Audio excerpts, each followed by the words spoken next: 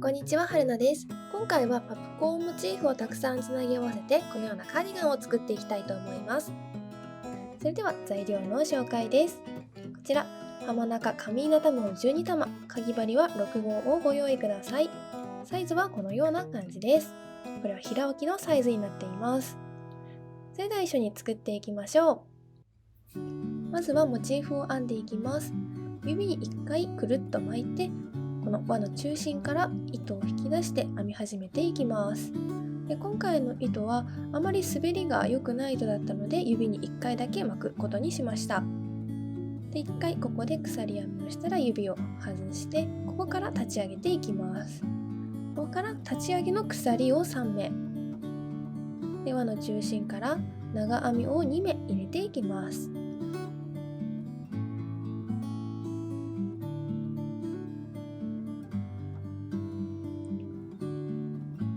長編み2目入れられたら鎖を2目、ここからは長編みを3目入れていきましょう。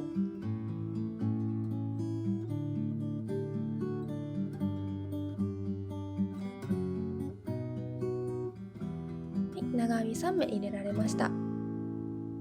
でちょっと輪が広がってきてしまうので、編みやすいサイズにこうやって絞りながら編み進めてみてください。でここは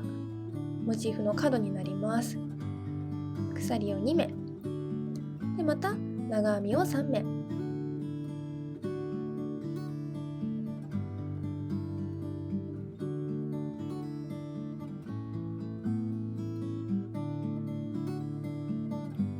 3目編めたら鎖編みを2目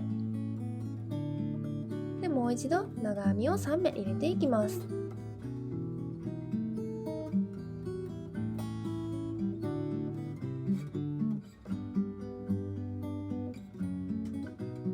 で3目編めたらまた鎖編み2目といきたいところなんですけれども、今回1色で編んでいくので、ここは鎖編み編んだら最初の目に細編みを入れていきます。この鎖編みの3つ目のところに細編みを入れていきます。ではその前にこの中心を1回絞ってギュッと締めておきたいと思います。滑りがいい糸の場合は最初の作り目、指に2回巻いておくといいと思います。はい、それでは角編んでいきます。まずは鎖1目編んで、立ち上げの鎖3目の3つ目の目ですね、3つ目に細編みを入れます。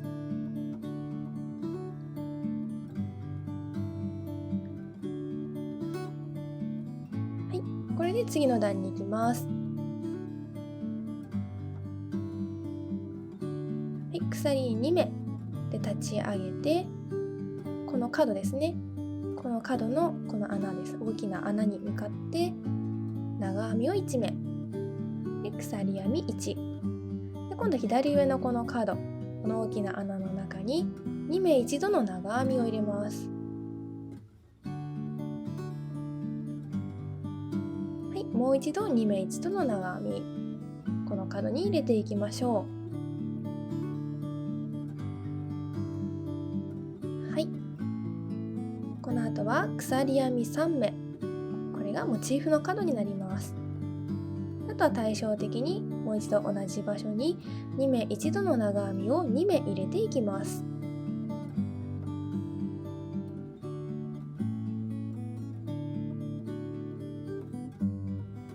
モチーフの角の編み方はこれでワンセットです。で角と角の間には鎖編みを1目、あとは今編んだのと同じように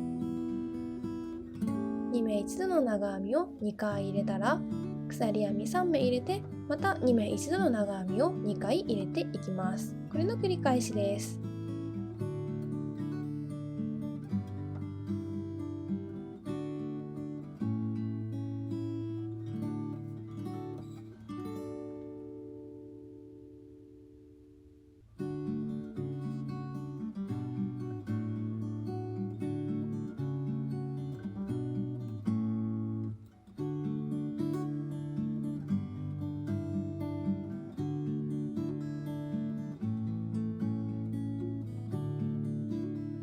てぐるっと一周していきましょう。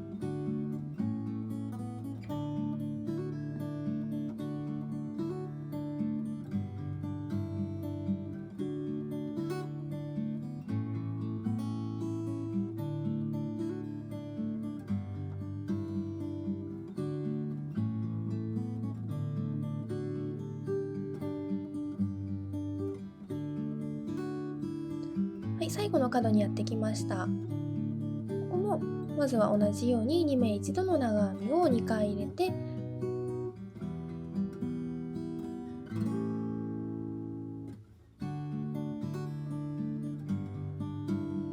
入れられたら鎖3目で2目1度の長編みを1回入れていきます。編み始めがこの鎖編みとこの長編みがあるので、ここには2目1度の長編み1回だけ入れていきます。はい、編めたら引き抜き編みをしていきます。場所はこの最初に編んだ長編みのてっぺん、ここに引き抜いて、でその隣の鎖編みのところですね、鎖編みのところにも引き抜き編みをしていきます。これで2段目が完了です。それでは3段目に移っていきます。編み始め、最初はこの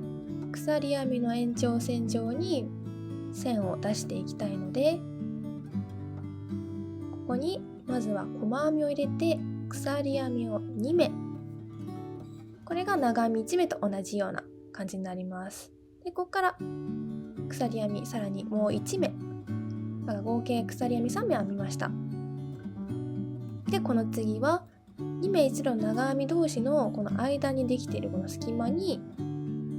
長編みを1目で鎖編み1目で、今度この角ですね、角の大きな穴のところに長編みを2目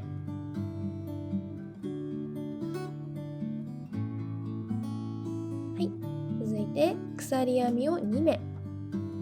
で、ここからパプコーンっぽい感じですね。5目1度の長々編みをしていきます。針に2回くるって巻いて長々編みをするんですが、これ5目1度にしたいので一番最後は引き抜かずにまた2回巻いて1回2回と引き抜く、そして2回巻いてもう1回1、2と引き抜く。4回目いきましょう。同じように2回引き抜いて2回巻いて、これが5回目。はい、これで5回分この針に溜まったら一気に引き抜きます。これが角ですね。あとは対照的に編んでいきます。鎖編み2目でまた長編み2目ですね。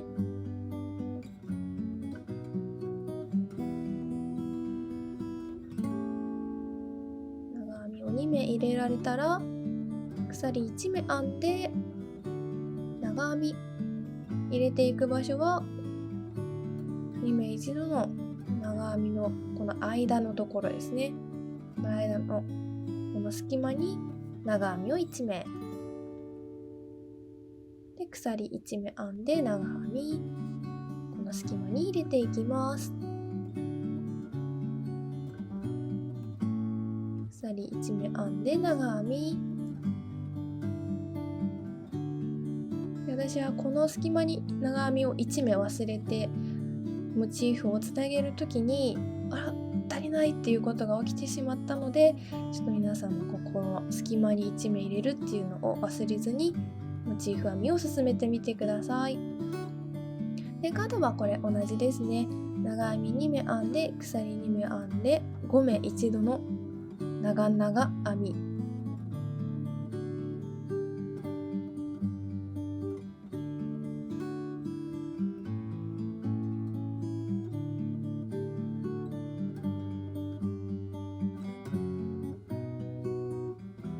で今これ結構柔らかめの糸で編んでいるので、この5目1度の長々編みにしてるんですけど、もしこの結構しっかりめな糸で編む場合は、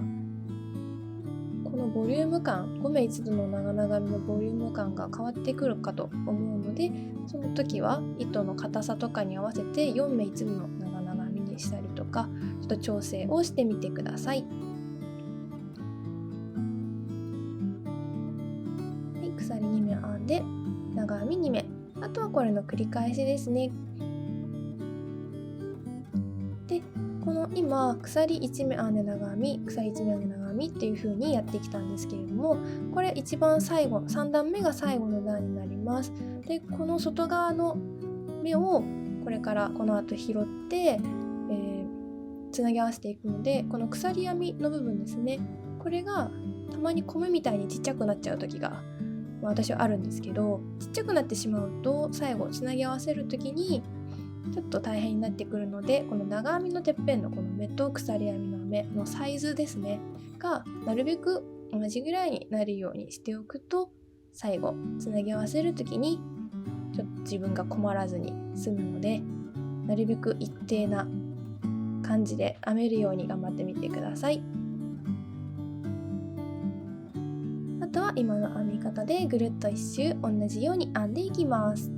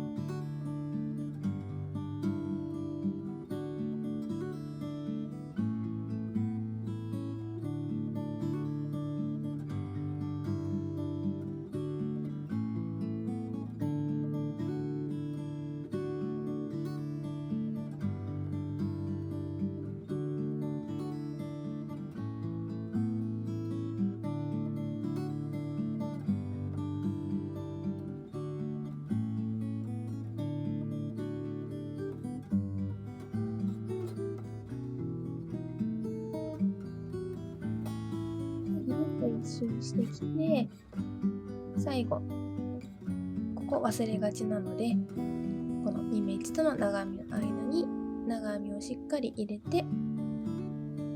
最後鎖編み1目編んだら糸をカットです。では準備をしていきます。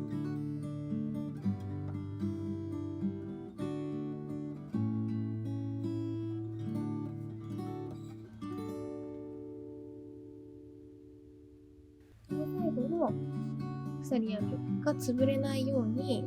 糸を引き出してとじ針で糸を縛り込んでいきます。で、この針を刺す場所なんですが、一番最初の鎖編み、この細編みがあって鎖編み3目合計編んでると思うんですけど、鎖編みの2個目2個目、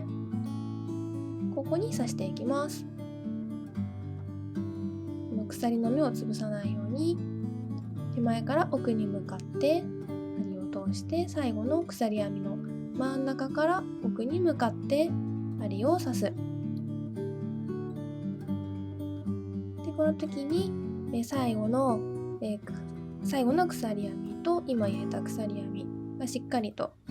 確認できるように、潰れないように。で、このつなぎ目の目は1目として数えられないような具合にギュッと締めていきます。で、今度は編み始めの鎖編みですね、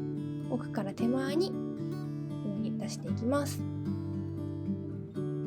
で、あとはこの残りの糸をこの目の糸の流れに沿って一旦後ろ側に、こんな感じですね。あとはこの糸が密集しているモチーフの角の方に向かって針を入れて、こんな感じで糸を締まっていきたいと思います。よれないように引っ張りすぎない、こんな感じです。で、あとはこの中心の糸ですね。編み始めに指に1回しか巻いていないので、ここ穴が開きやすいです。なのでここ一周ぐるっと針を通してギュッと締めて、広がっていかないようにしていこうと思います。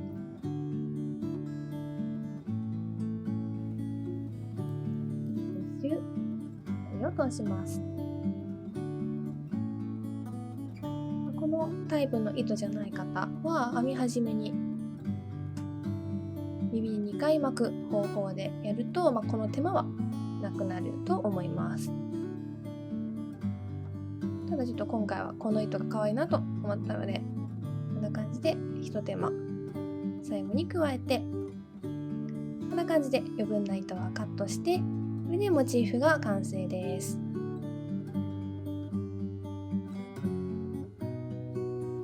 次はだいたい8センチぐらいになりました。このモチーフをたくさん編んでつなぎ合わせていきます。つないでいく枚数はこのような感じです。立体にする前にまずはペラッとした布にしてから、それぞれをつなぎ合わせて服の形にしていきたいと思います。で、このサイズ感は人それぞれもっと大きくもっと小さくとあると思うので、今着ている自分のちょうどいいサイズのカーディガンにこのように上からモチーフを合わせて何枚必要かっていうのを自分でアレンジしてみてください。それではとじ針を使ってモチーフをつなげていきます。で、つないでいく長さに対して 1.5 から2倍の糸を用意しておきます。まずはモチーフの角を探して真ん中から外側に向かってこのように針を刺します。で、反対側のモチーフも対照的にモチーフの角を探して針を刺していきます。これは外側から内側に向かって1本分だけこのように拾っていきます。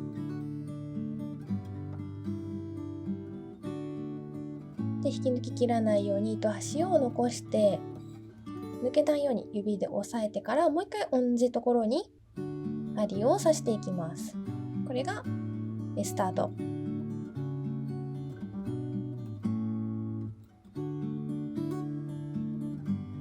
で、ここからは向かい合っているこの目に対して1本ずつ針を刺して、こんな感じで向かい合っている目同士を針でかけて組み合わせていくようにつなげていきます。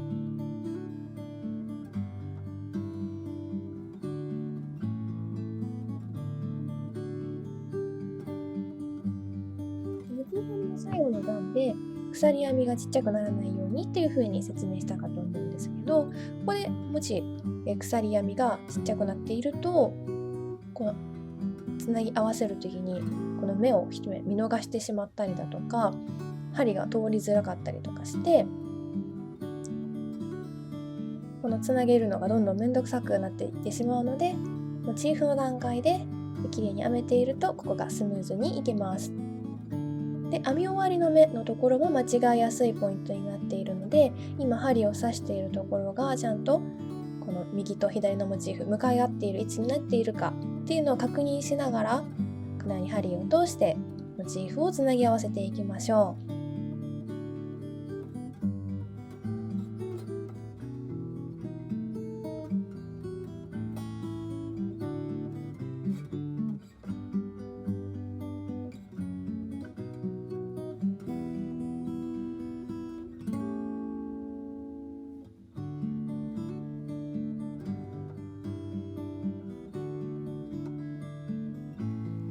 モチーフの角までしっかりと針を入れてつなぎ合わせていきます。で、角まで針が通せたら、また次のモチーフを持ってきて、また同じように角から針を刺してつなぎ合わせていきます。目がずれないようにしっかりと角を探してから次のモチーフに移っていきましょ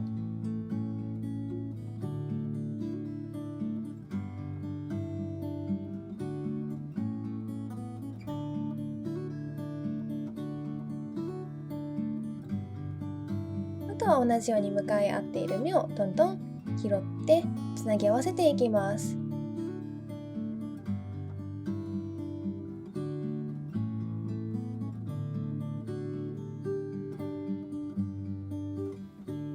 つなぎ合わせて一番最後、端っこですね、最後の角になります。同じようにまずは普通にこのように針を通したら、もう一回同じところに針を刺していきます。これが一番最後の糸の留め方です。この方法だったらそのまま針を抜いて、これで OK。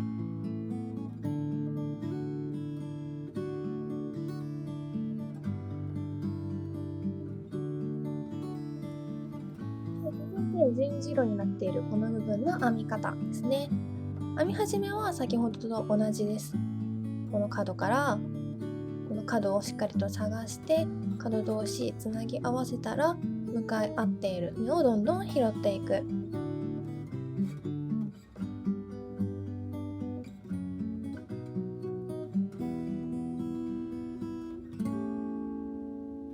モチーフの角が近づいてきた時に、この端っこの鎖編みの部分見逃しやすいので、しっかりと針を通して、でモチーフの角、先ほどもう一回針を通してるんですけれども、もう一回同じところ、このモチーフの角ですね、ここも同じように針を通していきます。で次のモチーフに移ってまた角、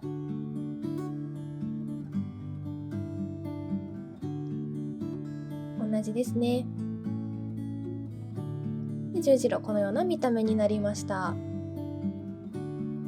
こんな感じで引き続き左右対称になる目を拾って、でこの十字路の部分は今みたくこの角同士しっかりと針を通して端っこまで針を通してつなぎ合わせていきましょう。ひたすらモチーフをつなぎ合わせて、今前身ごろが2枚、後ろ身ごろが1枚、袖が2枚ある状態にしていきます。でこの後は今この図の黒い太い線になっているところ同士をつなげて服の形にしていきたいと思います。で今この線同士をつなぎ合わせると、この右上の図のような形になります。でこのような状態にした後に本体と袖をくっつけてカーディガンの形にしていきたいと思います。では服の形になるようにつなげていくんですけれども、今糸端がピョロピョロ出ているかと思います。まずはこのピョロピョロ出ているところを肩結びするところから始めていきます。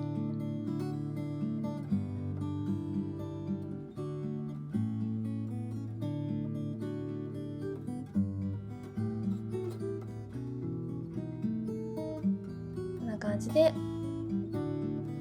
ところ同士肩結びができたら針を使ってつなぎ合わせていきましょう。端には同じですね。まずはこんな感じで先ほどと同じように針と糸でつなぎ合わせていくんですけれども、途中からこの先ほど糸結びした糸端をしまい込みながらつなぎ合わせていきたいと思います。モチーフの半分ぐらいまでつなぎ合わせられたら、この糸端を持ってきて、でこの目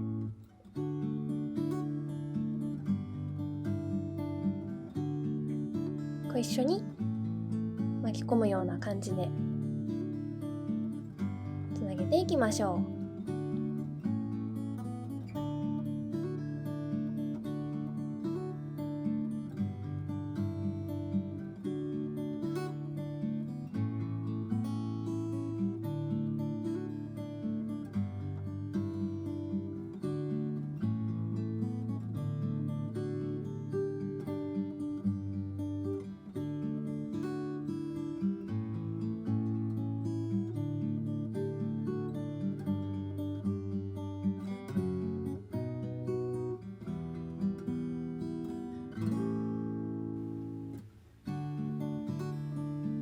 十字路のところまでしっかりとこ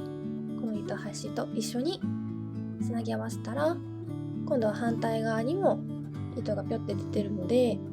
今度はこっちの糸をしまい込みながらつなぎ合わせていきます。これもモチーフの半分ぐらいまで一緒に巻き込んだら、次の十字路からもまたピョロピョロ糸が出ているので、そっちの糸をしまい込みながらで必要な分つなぎ合わせていきたいと思います。で、この袖、本体と袖をつける時のこの脇の部分のつなぎ方を紹介していきたいと思います。基本的にやることは同じで、この向かい合ってるピョロピョロしてる糸をまずは肩結びで結んでからスタートで、この脇の部分のモチーフの角に針を刺して、でここで糸を余らせてると思います。端っこの糸を、これが抜けないように編み始めは同じ、もう一回同じところに刺して、でここからこのピョロッとした糸をこのように上に持ってきて、これを一緒に巻き込みながらつなぎ合わせていきます。先ほど紹介したのと同じですね。糸端を内側にしまいながらつなぎ合わせて、このままぐるっと一周やっていきましょう。ぐるっと一周脇のところ近づいてきました。で最後も糸端をしっかりとしまうことを忘れずにしながら、このモチーフの角のところまでしっかりと1目ずつ針を通していきます。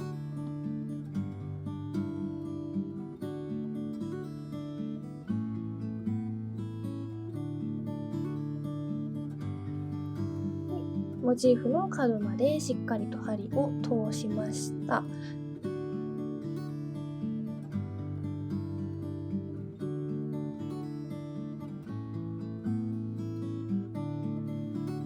う一回同じところに入れて、でここはモチーフが5枚密集しているので、波縫いするような感じで、ここ脇の部分をこう巾着みたく絞っていくイメージで糸を通していきます。この順番で通さないとダメっていうのはなくて、この脇の部分がキュッと絞られるような状態になれば OK です。だいたい2周ぐらいしようかなと思います。脇の部分は甘いとちょっと心配なので、2周ぐるっと絞っていきました。であとは真ん中あたりから針刺して、どこかの辺に糸端をしまっていきます。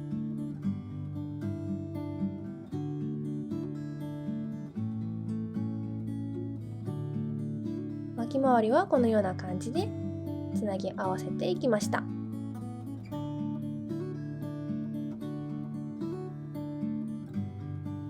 全部つなげてカーディガンの形になりました。でこの後はこの縁取りをしていきたいと思います。ここと下の部分と袖周り、これから編んでいきたいと思います。でそれでは袖の部分を編んでいきます。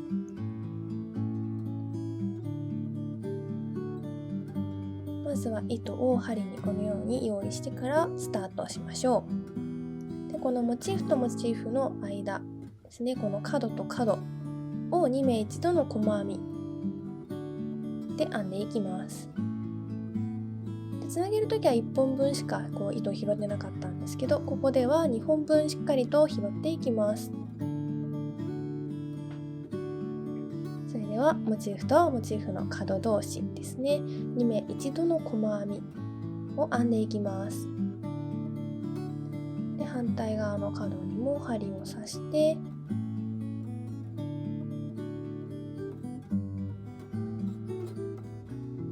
一気に引き抜く2目一度の細編みです。出ている糸端も一緒に巻き込みながら編んでいきましょう。でこの角の鎖2目のところに細編み1目で、この長編みのてっぺんですね、今2目あるのですが、この長編みのてっぺん同士に2目1度の細編みです。でここ鎖編みのところは飛ばして長編みのてっぺんに細編みで、また鎖編みのところは飛ばして長編みのてっぺんに細編みで、ここもまた同じように長編みのてっぺんに細編みです。でそうするとまた長編み2目がやってくるので、この2目に対して2目1度の細編みをしましょ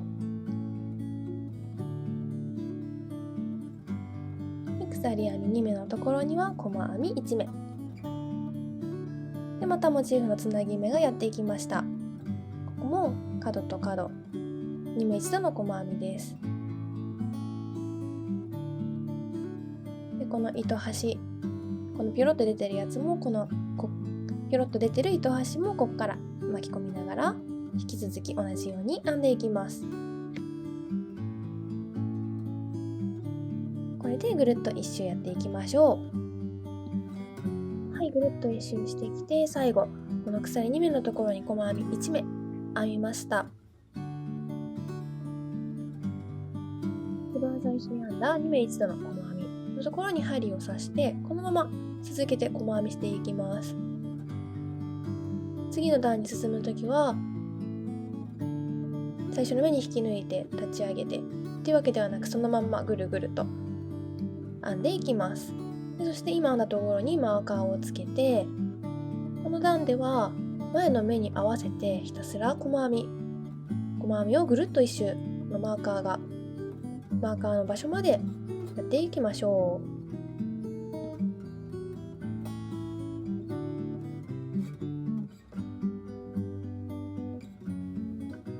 はい、ぐるっと一周細編みをしていきました。でマーカーを一旦外して次の段に行きます。次の段、まず最初は細編みを1目編んでいきます。でこの今編んだ細編みにマーカーを戻す。でこの後は長編みの引き上げ編みをしていきます。針に1回くるっと巻いて、この次に入れるべき目の1個下の目ですね、このように針を入れて長編みの引き上げ編みをしていきましょう。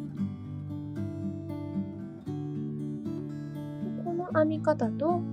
細編みの交互で編んでいきます。で細編み編む時にこの今1目入れられそうなところがあるんですけど、ここは長編みの目になっているので飛ばして細編み、そして長編みの引き上げ編み、前の段の目にこのように針入れて細編みの入れる目を間違えないようにしていきます。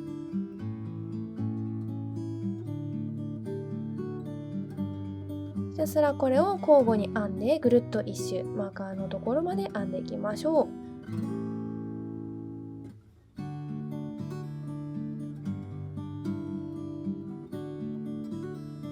はい、ぐるっと一周してきました。最後は長編みの引き上げ編みで終わります。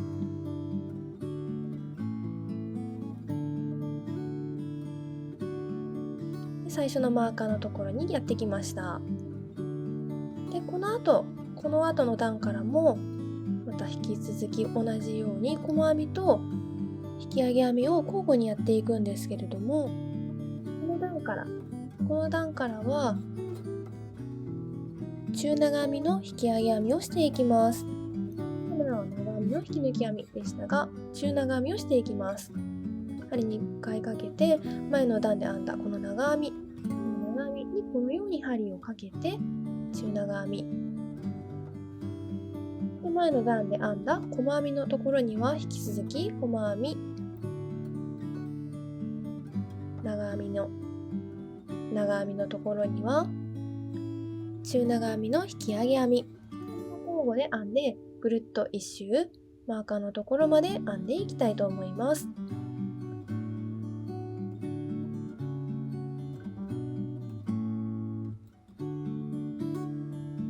はい、ぐるっと一周編んで、最後は中長編みの引き上げ編みを編んだらマーカーのところに到着です。でこの後も引き続き今編んできた方法と同じで、細編み中長編みの引き上げ編み、細編み中長編みの引き上げ編みとこうにぐるぐるぐるぐる編んでいきます。でこの中長編みを編む時に、このように針入れていくので、あんまりきつく編んでしまうとこの次の段で編む時に針が通りづらくなってしまいます。なのでぎゅうぎゅう編んでしまいがちな人は少し余裕を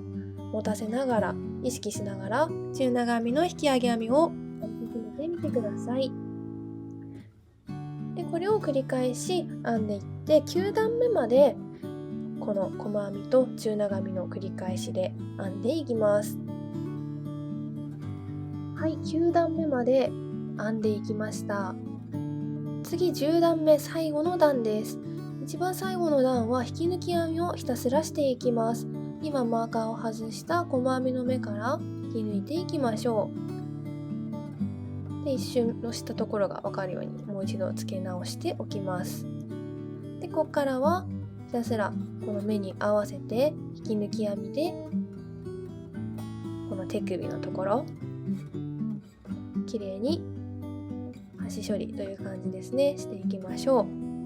このままだとちょっと編みっぱなし感があったので今引き抜き編みをしています。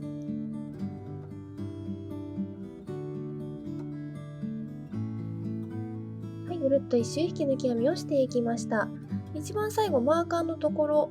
ですねにまで引き抜いたら、これで糸をカットして端処理をしていきます。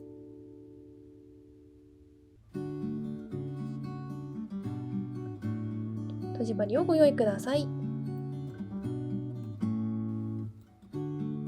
でなるべくこの目がなじむようにしていきたいので、今ここ編み終わりのところのここですね、2個隣の鎖の目にこのように入れて、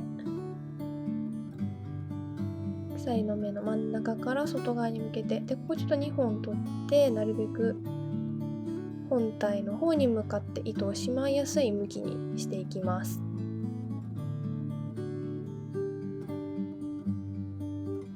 こうパッと見目の流れが馴染んでいれば OK です。あと糸端は入れられそうなところにこのようによいしょよいしょ入れていきます。でどこに入れなければいけないということは特にないので、入れやすそうなポイントを見つけて内側に入れていきます。どのぐらい内側にどれぐらいの長さを入れていくかっていうのもお好みになるので、安心できると思うところまで内側に入れておいてください。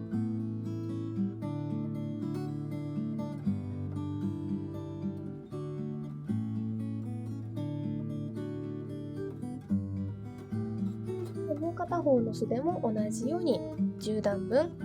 編み進めていきましょう。それでは裾を編んでいきます。このような向きにした時にこの位置、この角から編み始めていきます。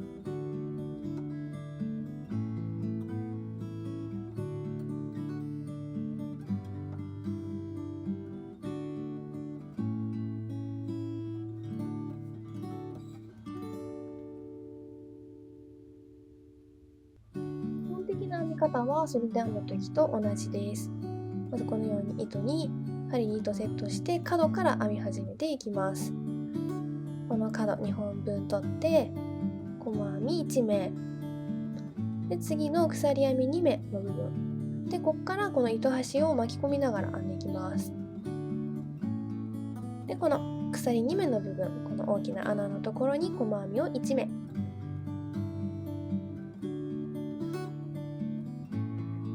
で、さっきここで2目一度の細編みしてたんですけど、ここではシンプルにこの長編みのてっぺんにそれぞれ1目ずつ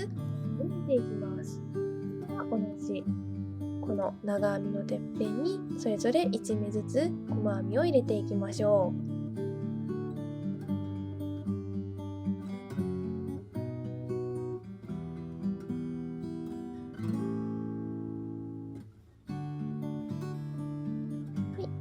でまたこの2目連続で長編み来たんですが、ここも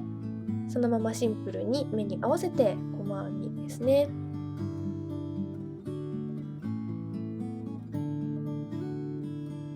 で鎖2目のところ、ここは1目細編み入れて、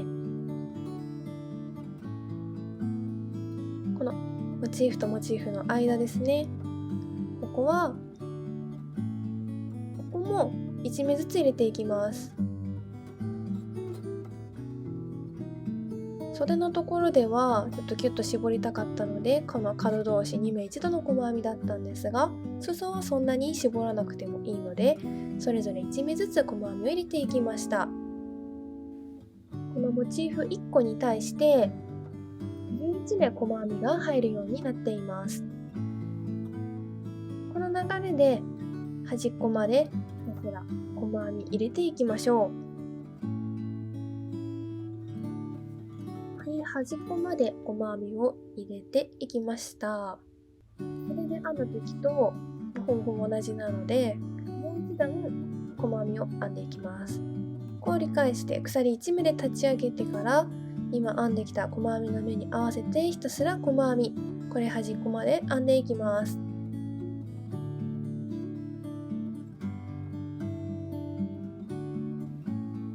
はい、一番端っこまで細編みを編んでいきました。こ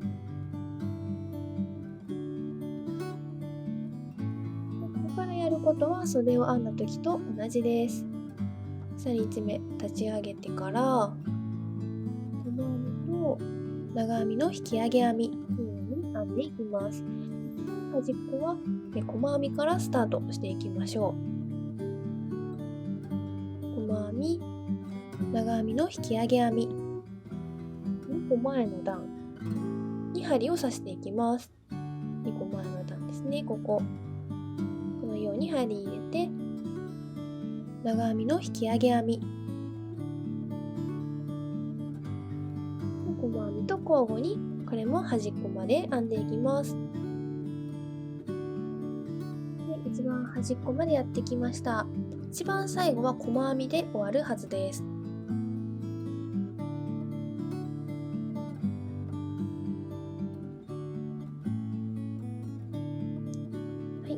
最後の細編み編めました。でこの後は細編みと交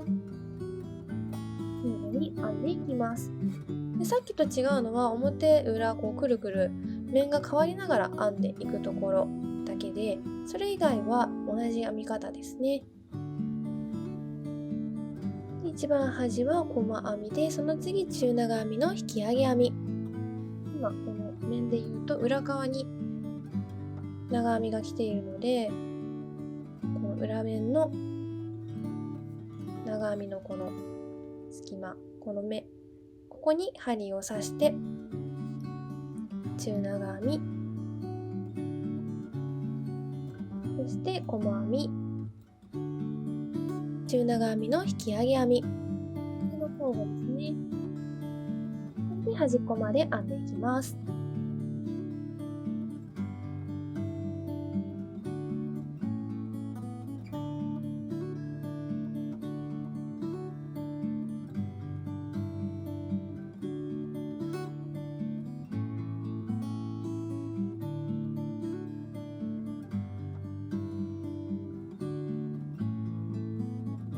はい、一番端まで編めたら次の段も細編みと中長編みの引き上げ編み交互に編んでいきます。でこの同じ編み方で9段目まで同じ編み方でどんどん編み進めていきましょう。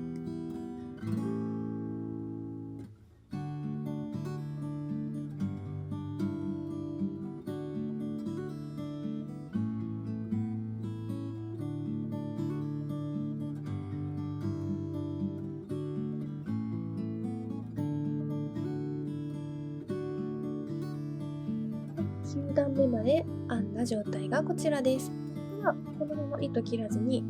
このように縁取り同じように編んでいきたいと思います。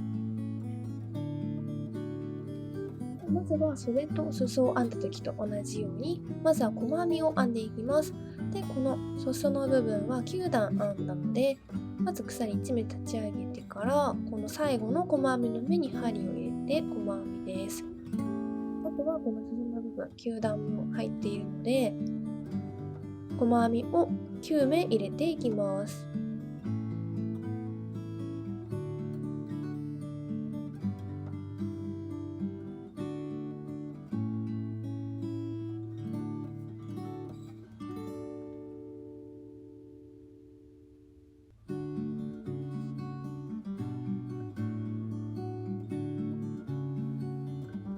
はい、こんな感じで、あとはモチーフのところなんですけれども、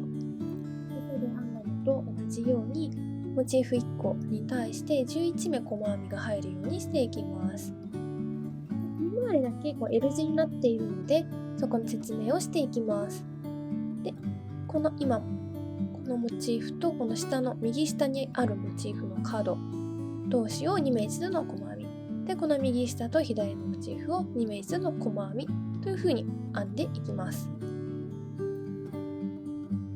それではまずこのモチーフの角に1回針刺したら、この L 字になっている右下のモチーフのところですねにも針刺して一気に引き抜く。で、今度は右下と左のモチーフ同士で2目一度の細編み角を拾っていきます。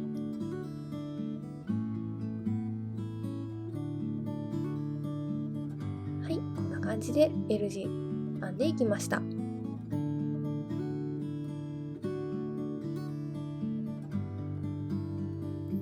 は同じ、先と同じですね。モチーフ1個に対して11目ずつ。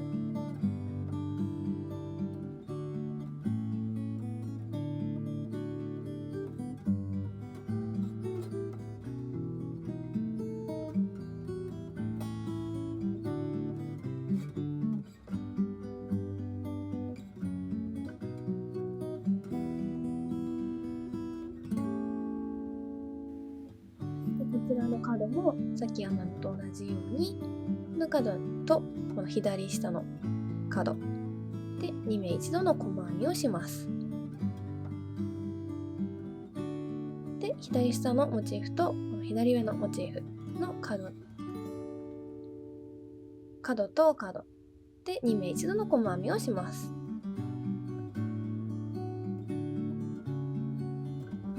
はい、ここからはもう同じですね。モチーフ1個に対して11目ずつ入るように編んでいきましょう。このまま端っこまでいきたいと思います。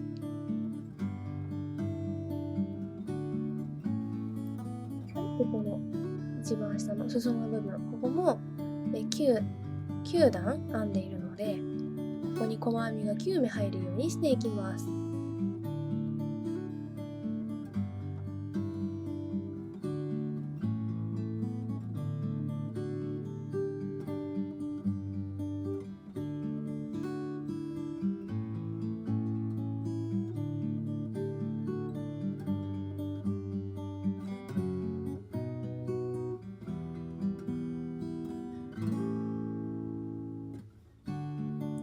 はい、9目細編みを入れました。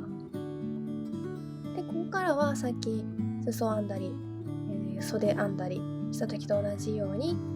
細編みでダーッと一列戻って編んでいきます。もう一段編んだところです。で、ここからは裾と手首周りを編んだのと同じように細編みと長編みの引き上げ編み交互に編んでいきます。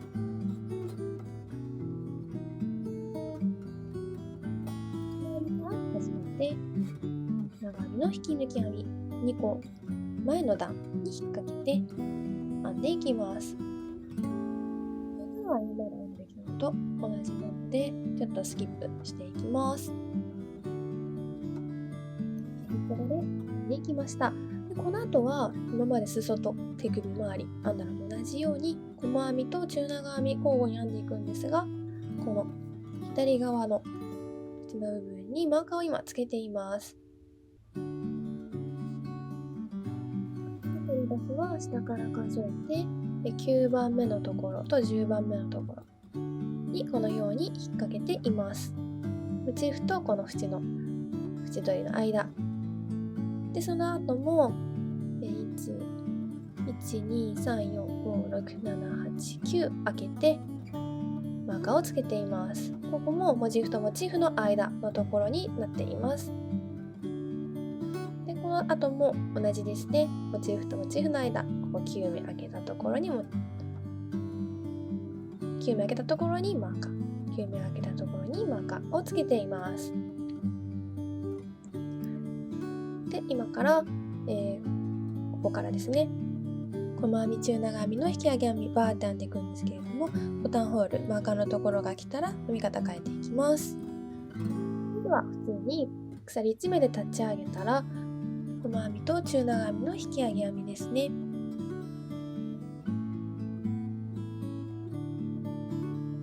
細編み編んで中長編みの引き上げ編みを繰り返して来るところまで交互に編んでいきます。マ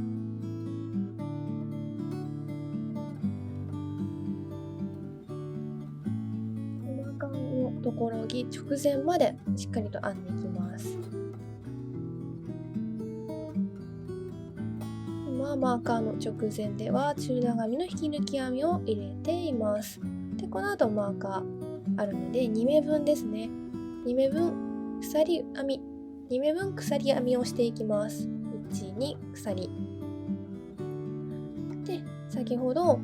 中長編みの引き上げ編みまで編んだので、この後続きは細編みから編んでいきます。2目開けたところで細編みですね。で、この後はまた引き続き交互に編んでいきます。またマーカーがやってきたら鎖編みを2目編んで2目開けた先からもう一度編み始めます。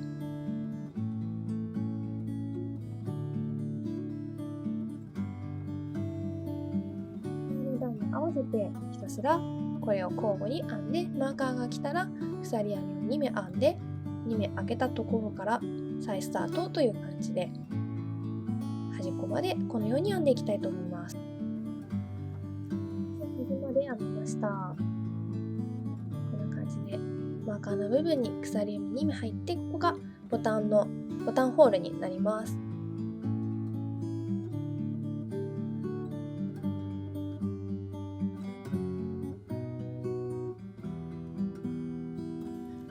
続いての段、鎖1目で立ち上げて、基本は一緒ですね。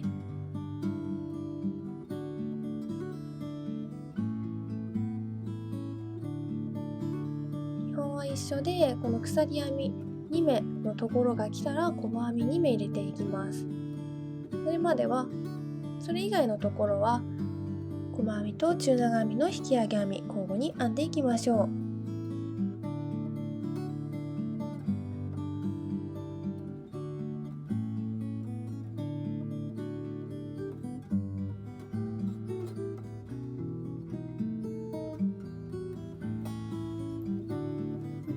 ここまで普通に編んで、この鎖編み2目のところには細編みを2目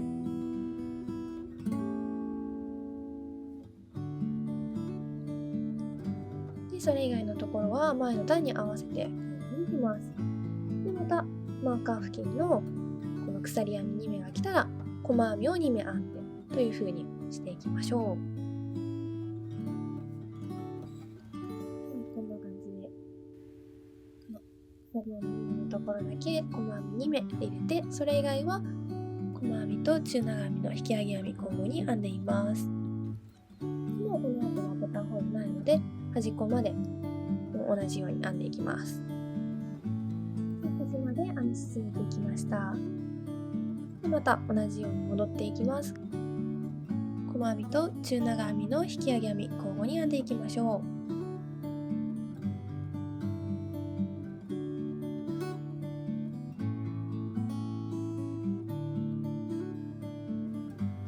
マーカーの付近のこの細編み2目のところにやってきました。で、ここからまた中長編みの引き上げ編みを再開していきます。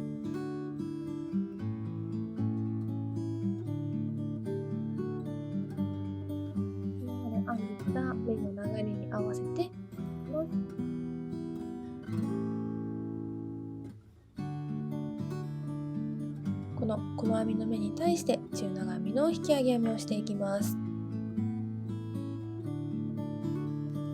ちょっと今分かりづらいんですけれども、細編み中長編みの交互をひたすらやっていくことには変わりないですね。ボタンホール付近だけ細編みに対して中長編みの引き上げ編みをするという感じでやっていきましょう。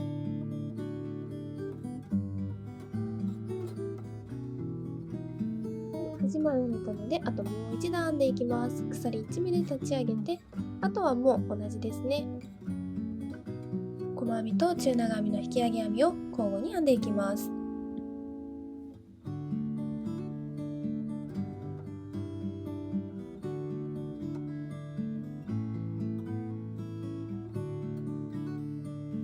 はい、端っこまで編んでいきました。で、この後は仕上げ、ぐるっと裾の方も一筆書きになるようにぐるっと一周編んで終わらせていきます。で、次は最後はバック細編みをしていきます。逆向きに細編みを編んでいきましょう。まずは鎖1目で立ち上げてからスタートしていきます。で、一番端の目ですね、ここに針を刺して細編みで1個前に戻って針刺して細編み、この流れでバック細編みで縁取りをしていきます。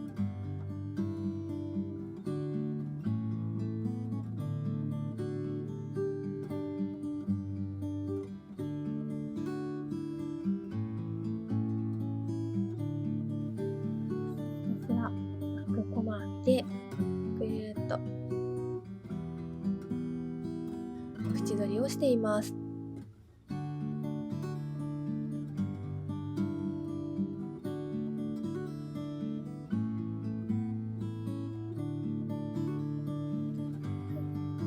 の端まで来たらこのまま続けて裾の部分もバック細編みをしていきたいと思います。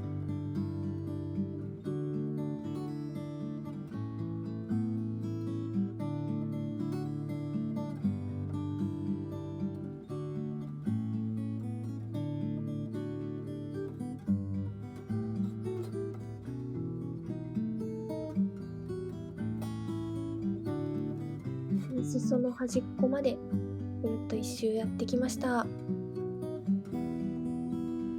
で、今編み始めのところまでたどり着きました。で、編み始めのところにもう一回バック細編みをして、ここで糸をカットしていきます。カットして針を抜いたらこのまま糸処理です。細編みをしたこの段に入れやすくなっているので、ちょっとここに針を通して糸をしまっていきたいと思います。こ